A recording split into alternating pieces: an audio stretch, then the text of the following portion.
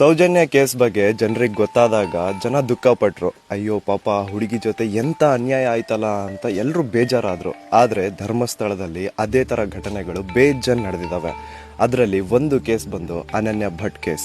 ಅನನ್ಯ ಭಟ್ ಮಣಿಪಾಲ್ ಮೆಡಿಕಲ್ ಕಾಲೇಜಲ್ಲಿ first year MBBS student ಇರ್ತಾಳೆ. ತನ್ನ ಹಾಸ್ಟೆಲ್ ಫ್ರೆಂಡ್ಸ್ ಜೊತೆಗೆ ಧರ್ಮಸ್ಥಳದಲ್ಲಿ ಇರುವಂತಹ ದೇವಸ್ಥಾನನ ನೋಡ್ಲಿಕ್ಕೆ ಅಂತ ಬರ್ತಾಳೆ. ಅನನ್ಯ ಭಟ್ ನ ಹಾಸ್ಟೆಲ್ ಫ್ರೆಂಡ್ಸ್ ಅನನ್ಯ ಭಟ್ಗೆ ನೀನ್ ಇಲ್ಲೇ ದೇವಸ್ಥಾನದಲ್ಲಿ ವೇಟ್ ಮಾಡು, ನಾವು ಮನೆಗೆ ಹೋಗ್ಬಿಟ್ಟು ಬಟ್ಟೆ ಎತ್ಕೊಂಡ್ ಬರ್ತೀವಿ, ಅದಾದ್ಮೇಲೆ ಎಲ್ಲರೂ ಸೇರಿ ಆಗಿನ ಹಾಸ್ಟೆಲ್ಗೆ ವಾಪಸ್ ಹೋಗೋಣ ಅಂತ ಡಿಸೈಡ್ ಮಾಡ್ಕೋತಾರೆ. ಸೊ ಸ್ವಲ್ಪ ಹೊತ್ತಾದ್ಮೇಲೆ ಮನೆಗೆ ಹೋಗಿ ಬಟ್ಟೆ ಎತ್ಕೊಂಡ್ ಬರ್ತೀನಿ ಅಂತ ಹೋದಂತಹ ಹಾಸ್ಟೆಲ್ ಫ್ರೆಂಡ್ಸ್ ದೇವಸ್ಥಾನಕ್ಕೆ ವಾಪಸ್ ಬಂದು ನೋಡಿದ್ರೆ ಅಲ್ಲಿ ಅನನ್ಯ ಭಟ್ ಇರಲ್ಲ. ಸೊ ಸುಮಾರು ಹೊತ್ತು ಫ್ರೆಂಡ್ಸ್ ಎಲ್ಲ ಸೇರ್ಕೊಂಡು ಅನನ್ಯ ಭಟ್ನ ಇಡೀ ದೇವಸ್ಥಾನದಲ್ಲಿ ಹುಡುಕ್ತಾರೆ. ಆದ್ರೆ ಅನನ್ಯ ಭಟ್ನ ಒಂದು ಸುಳಿವು ಅವ್ರಿಗೆ ಸಿಗಲ್ಲ. ಸೊ ಸುಮಾರು ಹೊತ್ತು ಹುಡುಕಿ ಸಾಕಾಗಿ ಕೊನೆಗೆ ಅನನ್ಯ ಭಟ್ನ ಏನೂ ಸುಳಿವು ಸಿಗದೆ ಇದ್ದಾಗ ಆ ಹಾಸ್ಟೆಲ್ ಫ್ರೆಂಡ್ಸ್ ಎಲ್ಲ ಅನನ್ಯ ಭಟ್ನ ತಾಯಿ ಸುಜಾತ ಅವ್ರಿಗೆ ಕಾಲ್ ಮಾಡ್ತಾರೆ. ಆಂಟಿ, ನಿಮ್ ಮಗಳು ಅನನ್ಯ ಅಂಡ್ ನಾವೆಲ್ಲ ದೇವಸ್ಥಾನ ನೋಡ್ಲಿಕ್ಕೆ ಅಂತ ಧರ್ಮಸ್ಥಳಕ್ಕೆ ಬಂದಿದ್ವಿ. ಅನನ್ಯನ ದೇವಸ್ಥಾನದಲ್ಲಿ ಬಿಟ್ಟು ನಾವು ಬಟ್ಟೆ ತರ್ಲಿಕ್ಕೆ ಅಂತ ಮನೆಗೆ ಹೋಗಿದ್ವಿ.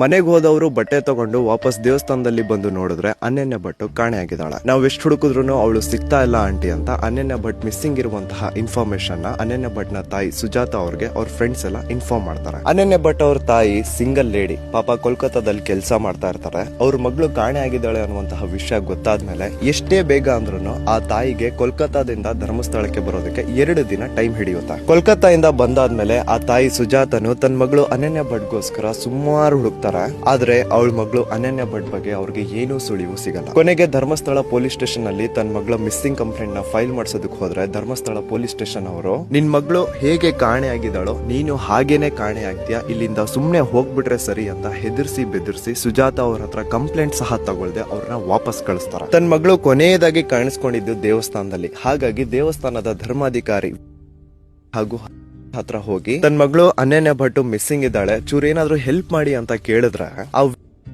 ಹಾಗೂ ಆ ಲೇಡಿ ಸುಜಾತನ ಒಂದು ಗೋಡನ್ ಒಳಗಡೆ ಕಟ್ಟಿ ಹಾಕಿ ಎಷ್ಟು ಹೊಡಿತಾರೆ ಅಂದ್ರೆ ಆ ಅಮ್ಮ ಪಾಪ ಹೊಡೆದಿರುವಂತಹ ಏಟ್ಗಳಿಗೆ 3 ತಿಂಗಳು ಕೋಮಾದಲ್ಲಿ ಹೋಗ್ಬಿಡ್ತಾಳೆ. ಕೋಮಾಯಿಂದ ವಾಪಸ್ ಬಂದಾದ್ಮೇಲೆ ಆ ತಾಯಿ ಎಲ್ಲಾ ಹೋಪ್ಸ್ ನ ಕಳ್ಕೊಂಡು ಇನ್ನು ತನ್ನ ಮಗಳಿಗೆ ನ್ಯಾಯ ಸಿಗಲ್ವೇನೋ ಅಂತ ಕೈ ಬಿಟ್ಟು ಸುಮ್ನೆ ಆಗ್ಬಿಟ್ಟಿರ್ತಾಳೆ. ಇದ್ರ ಬಗ್ಗೆ ನನ್ನ ಫ್ರೆಂಡ್ ಅಭಿ ಅಂತ ಯುನೈಟೆಡ್ ಮೀಡಿಯಾ ಅನ್ನುವಂತಹ ಒಂದು ಯೂಟ್ಯೂಬ್ ಚಾನಲ್ ಅಲ್ಲಿ ಅನನ್ಯ ಭಟ್ ಅವರ ತಾಯಿ ಸುಜಾತ ಅವ್ರದ್ದು ಒಂದು ಇಂಟರ್ವ್ಯೂ ತಗೊಂಡು ಏನೆಲ್ಲ ಘಟನೆ ಆಯ್ತು ಅಂತ ಕಂಪ್ಲೀಟ್ ಆಗಿ ತಿಳಿಸ್ಕೊಟ್ಟಿದ್ದಾನೆ. ಸೊ ಹೋಗಿ ಒಮ್ಮೆ ಅನನ್ಯ ಭಟ್ ಅವ್ರ ತಾಯಿ ಸುಜಾತ ಅವ್ರದ್ದು ಇಂಟರ್ವ್ಯೂ ನ ಒಮ್ಮೆ ನೋಡಿ ನಿಜವಾಗ್ಲೂ ಕಣ್ಣೀರ್ ಬರುತ್ತೆ ನಿಮ್ಗೆ. ಕೊನೆಗೆ ಅನನ್ಯ ಏನಾದ್ಲು, ಅವಳು ಸತ್ತಿದ್ದಾಳ ಬದುಕಿದಾಳ, ಬದುಕಿದ್ರೆ ಎಲ್ಲಿದ್ದಾಳೆ, ಸತ್ತಿದ್ರೆ ಅವಳು ಹೆಣ ಎಲ್ಲಿದೆ ಏನು ಗೊತ್ತಿಲ್ಲ.